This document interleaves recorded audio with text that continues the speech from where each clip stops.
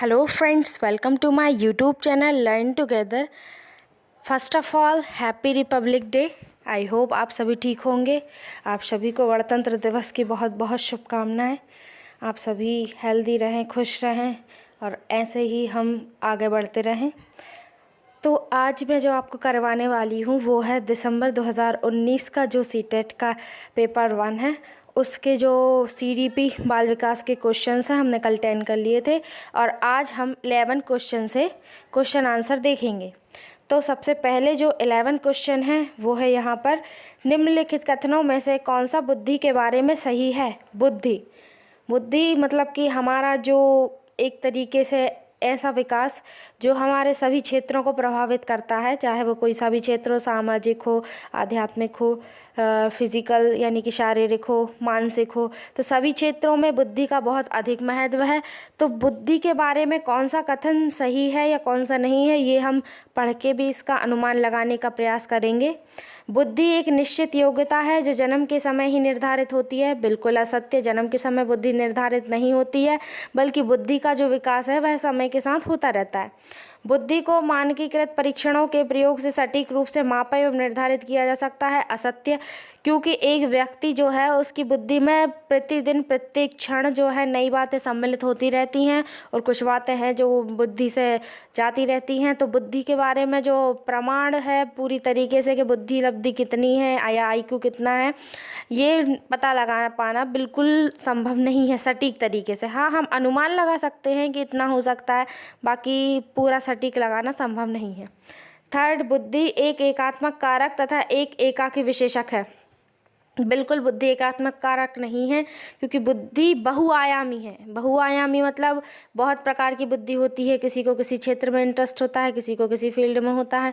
इसी तरीके से बुद्धि जो है एक प्रकार की नहीं होती है, बहुआयामी होती है। तो बुद्धि बहुआयामी है तथा जटिल योग्यताओं का समूह है। बिल्कुल सत्य है ये जो फोर्थ है जो ऑप्शन, बुद्धि बहुआयामी है, यानी कि बुद्धि जो है बहुत प्रकार की हो सकती है, एक प्रकार की बुद्धि स्वीकार्य नहीं है, क्योंकि प्रत्येक व्यक्ति में विभिन्न प्रकार की बुद्धि जो है या विभिन्न प्रकार की विशेषताएं देखने को हमें मिलती हैं। और जटिल योग्यताओं का समूह, हाँ, बुद्धि, मानव की बुद्धि एक ऐसी चीज़ है जिसको समझ पाना, जिसका अनुमान लगा पाना बहुत ही आसान बिल्कुल नहीं है। इसका रिसर्च करने में ही कई साल लग जाते हैं कि किसी इंसान का जो बुद्धि है वो किस प्रकार से प्रभावित हो रही है, किस चीज़ से ज़्यादा प्रभावित हो रही है, किससे कम प्रभावित हो रही है। तो इसका जो सही आंसर है वो हो जाएगा फर्स्ट 11 का फोर्थ। क्वेश्चन नंबर 12, रूही हमेशा समस्या के एकाधिक समाधानों के बारे में सोचती रहती है। इनमें से काफ़ी समाधान मौलिक होते हैं। रूही किन गुणों का प्रदर्शन कर रही है। अगर कोई बच्चा किसी भी समस्या का हल एक से अधिक दे रहा है तो ये एक बहुत अच्छी बात है, क्योंकि किसी भी चीज़ का यदि कोई एक हल देता है तो नॉर्मल है, लेकिन जब उसके दिमाग में विचार बन रहे हैं, कल्पनाएं जन्म ले रही हैं, उसका चिंतन जो है उसका विस्तार हो रहा है, उसके चिंतन का, सोचने समझने की शक्ति का, तो ये एक बहुत अच्छी बात होती है। तो सृजनात्मक विचारक, हाँ, वो एक सृजनात्मक विचारक है, तभी वो एक एक समस्या का एक से ज़्यादा हल करने के तरीके ढूंढती रहती है और नई नई समस्याओं के नए नए हल निकालती है, ताकि किसी भी समस्या को हल करने का एक मार्ग ना रहे। सेकंड, अभिसारिक विचारक नहीं। अभिसारिक यानी कि किसी समस्त जो समस्याएं हैं उन सबका मिला के केवल एक ही हल निकालना या फिर किसी एक ही बिंदु पर आकर ठहर जाना, तो ये नहीं है। अनम्य विचारक, अनम्य यानी कि जो उसका निरंतरता है वो उस प्रकार से विचार कर रही है, तो नहीं, ये भी नहीं है। फोर्थ, आत्मकेंद्रित विचारक, यदि वो आत्मकेंद्रित होती तो उसका जो सॉल्यूशन है, वो जो प्रॉब्लम का ढूंढ रही है, वो सिर्फ अपने तक रखती, वो किसी से शेयर नहीं कर पाती, जबकि वो नए नए हल खोज रही है, यानी कि वो डिस्कशन करती है, तभी उसके माइंड में इतनी सारी बातें आ रही हैं। तो इसका जो 12 का है वो हो जाएगा फर्स्ट, सृजनात्मक विचारक। रूही एक सृजनात्मक विचारक है। अब जो 13 क्वेश्चन है वो हम जैसे कि अगर टीचर बनते हैं या बनना चाहते हैं या हम अभी थोड़ी बहुत भी टीचिंग कर रहे हैं तो उसी से संबंधित है, तो इनके आंसर देना हमें एक टीचर के बिल्कुल पूरी तरीके से एक आदर्श के रूप में प्रस्तुत करना होता है। टीचर कोई गलती नहीं कर सकता है, उसे अधिकार ही नहीं होता कि वो कोई गलती करे। यदि टीचर गलती करता है तो बच्चे का भविष्य पूरी तरह प्रभावित होता है उससे। तो क्वेश्चन नंबर 13 है, शिक्षण अधिगम प्रक्रिया में वंचित समूह से संबंधित विद्यार्थियों के द्वारा सहभागिता कम होने की स्थिति में एक शिक्षक को क्या करना चाहिए। यदि शिक्षण अधिगम यानी कि जब वो टीचिंग कर रहा है एक शिक्षक, तो वंचित समूह से संबंधित विद्यार्थियों के द्वारा, यदि वंचित समूह जो कि कक्षा में थोड़े दूर से आते हैं या कहीं ऐसी जगह से जहाँ पर वो ज़्यादा महत्व नहीं रखते हैं, यदि वो कक्षा में आकर डरे डरे से रहते हैं, सहमे सहमे से, और ये सोचते हैं कि हम पार्टिसिपेट नहीं कर सकते या फिर ज़्यादा बोल नहीं सकते, थोड़े घबराए हुए रहते हैं, क्योंकि उनकी जो पृष्ठभूमि रहती है जहाँ से वो आ रहे हैं, वो वहाँ का माहौल इतना अच्छा नहीं रहता कि वो विद्यालय में आकर तुरंत ही खुल जाए। तो यदि बच्चे सक्रिय सहभागिता नहीं करते हैं किसी भी चीज़ में, तो शिक्षक क्या करेगा। बच्चों को विद्यालय छोड़ने के लिए कहना चाहिए, बिल्कुल अनुचित, ऐसा नहीं हो सकता। इस स्थिति को जैसी है स्वीकार कर लेना चाहिए। नहीं, यदि एक शिक्षक ऐसी अनुचित स्थिति को स्वीकार करता है तो शिक्षक होने का कोई मतलब ही नहीं है। शिक्षक का मतलब ही है कि वो बच्चों के समस्त क्षेत्रों पर काम करे, मानसिक, संवेगात्मक, संज्ञानात्मक, सामाजिक, सभी प्रकार के। इन विद्यार्थियों से अपनी अपेक्षाओं को कम करना चाहिए। नहीं, विद्यार्थी का अर्थ ही यह है कि जो विद्या ग्रहण करने आ रहे हैं वह सभी विद्यार्थी हैं, एक विद्यार्थी नहीं, यानी कि जो सब हैं, अगर 30 हैं तो 30, 40 हैं तो 40, पूरी तरह हमारे लिए समान है, किसी में भी हम भेदभाव नहीं कर सकते। 4th, अपनी शिक्षण पद्धति पर विचार करना चाहिए तथा बच्चों की सहभागिता में सुधार करने के लिए नए तरीके ढूंढने चाहिए। बिल्कुल, शिक्षक के लिए ये सबसे अच्छा तरीका है कि वो नए नए तरीके ढूंढे और अपनी शिक्षण पद्धति में सुधार करें। वो देखे कि मेरा ऐसा क्या कार्य है जिसकी वजह से बच्चे समझ नहीं पा रहे हैं या फिर सक्रिय सहभागिता करने के लिए तत्पर नहीं हो रहे हैं, उत्साहित नहीं हो रहे हैं, तो वो अपनी शिक्षण पद्धतियों में सुधार करेंगे शिक्षक, और फिर नए नए तरीके ढूंढेंगे कि बच्चे उनकी बात समझें। क्वेश्चन नंबर 14, एक समावेशी कक्षा में एक शिक्षक को विशिष्ट शैक्षिक योजनाओं को समावेशी कक्षा का अर्थ है, इसका जो इंग्लिश मीनिंग है वो है इंक्लूसिव क्लासरूम, इंक्लूसिव एजुकेशन। समावेशी शिक्षा का जो अर्थ है इंक्लूसिव एजुकेशन। तो इंक्लूसिव एजुकेशन जो है ये एक्ट है, शिक्षा का अधिकार अधिनियम 2009 में इसे शामिल किया गया शिक्षा पद्धति में। और इसका जो अर्थ है वो ये है कि जो विद्यार्थी सामान्य हैं, जो बोल सकते हैं, चल सकते हैं, सभी प्रकार से सामान्य है, उनमें कोई क्षति नहीं है, उनमें कोई कमी नहीं है, तो वो विद्यार्थी तो उस कक्षा में पढ़े ही। साथ में यदि कोई विद्यार्थी किसी चीज़ में असमर्थ है, चल नहीं पाता, बोल नहीं पाता, या वो किसी भी प्रकार से शारीरिक विकृति से गुजर रहा है, तो उस बच्चे को भी अब नॉर्मल जो स्कूल्स हैं, प्राइवेट हो या फिर गवर्नमेंट हो, उन सभी में उनको एडमिशन देना होगा, ताकि वो नॉर्मल बच्चों के साथ पढ़ते हुए, बैठते हुए अपने आप को भी नॉर्मल फील करें और उनके बीच जो है बिल्कुल भेदभाव कम हो जाए और आराम से अपना जो है सामाजिक तौर से वो अपना कर्तव्य निभा सकें और एक अच्छा नागरिक बनने का जो है वो पथ पर अग्रसर हों। तो समावेशी कक्षा में एक शिक्षक को विशिष्ट शैक्षिक योजनाओं को, विशिष्ट यानी कि ताकि वो जो नॉर्मल बच्चे हैं वो भी, और जो थोड़े बहुत किसी समस्या से जूझ रहे हैं, समस्यात्मक बच्चे हैं वो भी, तो वो विशिष्ट बच्चे होते हैं, उनको समस्यात्मक नहीं, उनको विशिष्ट बच्चे कहा जाता है। जो IQ लेवल जिनका बहुत हाई होता है वो भी विशिष्ट की श्रेणी में आते हैं, और जो थोड़े किसी भी तरीके से विकलांग या फिर विकृति से परेशान होते हैं वो भी विशिष्ट बच्चों की ही श्रेणी में आते हैं। तो शिक्षक तैयार करेगा शैक्षिक योजना या नहीं करेगा। तो पहला है तैयार नहीं करना चाहिए शैक्षिक योजना, नहीं, ऐसा नहीं हो सकता।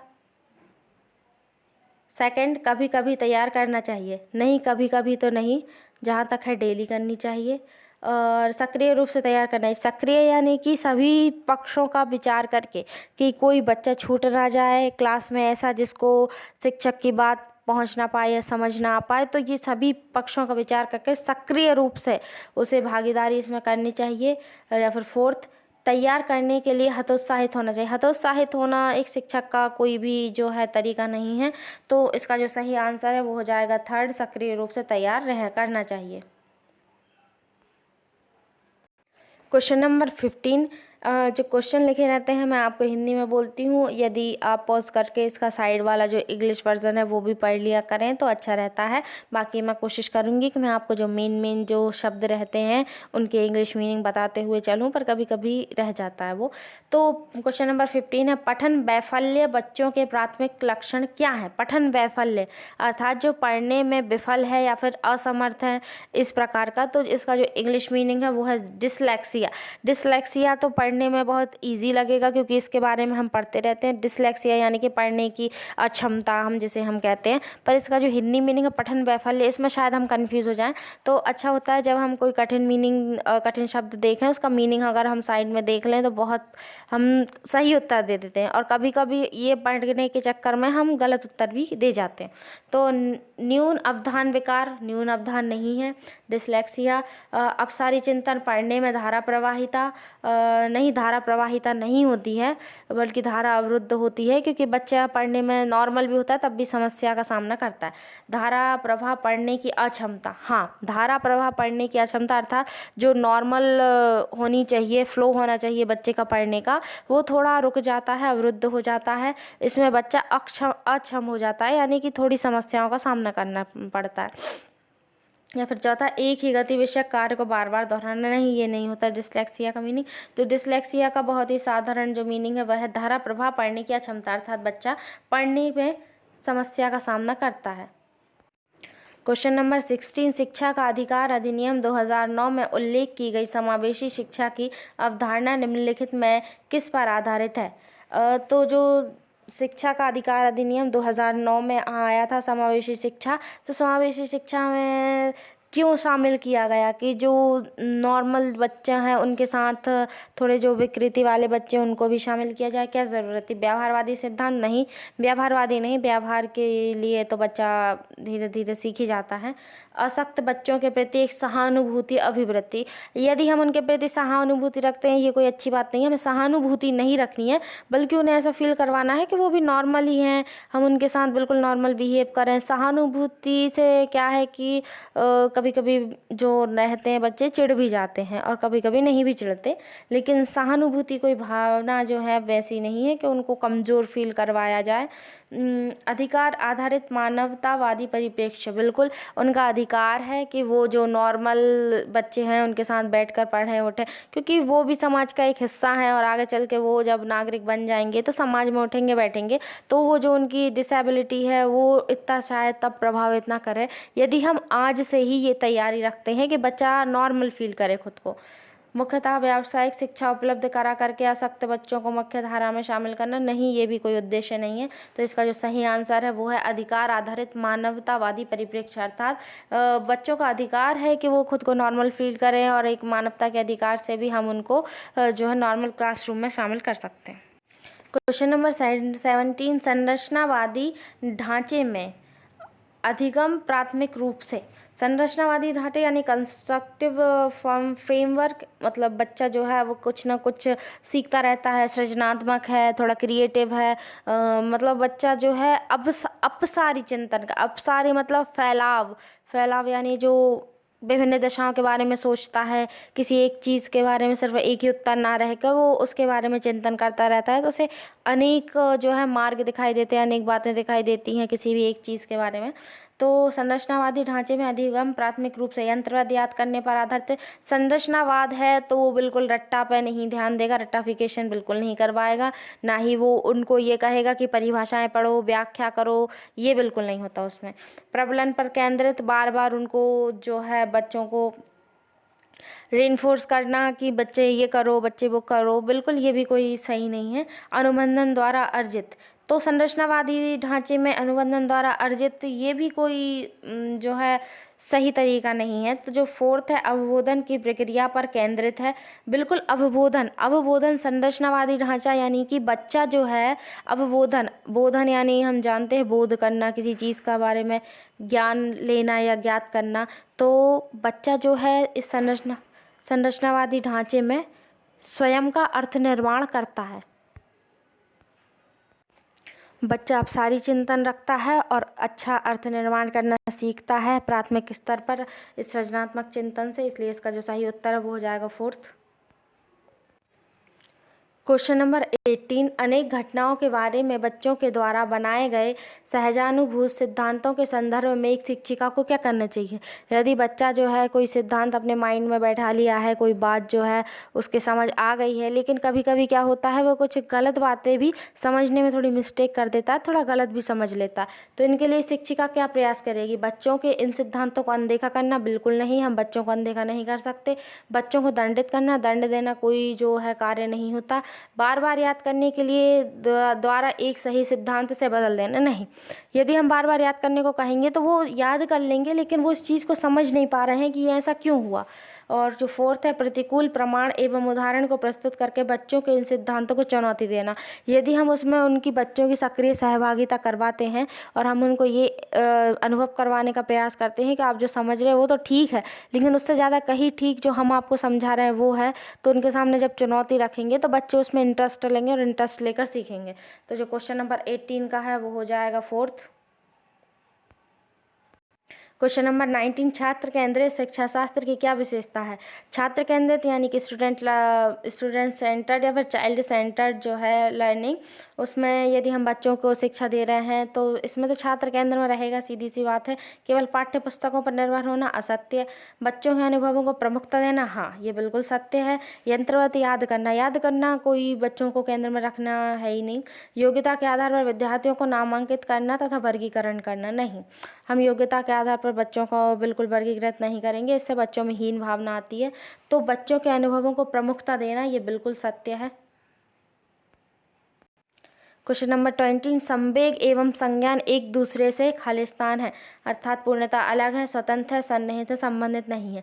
संवेग और संज्ञान बिल्कुल एक दूसरे से सन्निहित हैं, एक दूसरे से संबंधित हैं और एक दूसरे को प्रभावित भी करते हैं। यदि हमारे अंदर कोई संवेग होता है जैसे कि क्रोध का, प्रेम भाव का, तो इससे हमारे सीखने में या फिर हमारी जो भावनाओं में उनमें चेंजेस आते रहते हैं, उनमें कुछ ना कुछ चेंज होता रहता है। तो इसका जो सही उत्तर है वो हो जाएगा थर्ड, सन्निहित।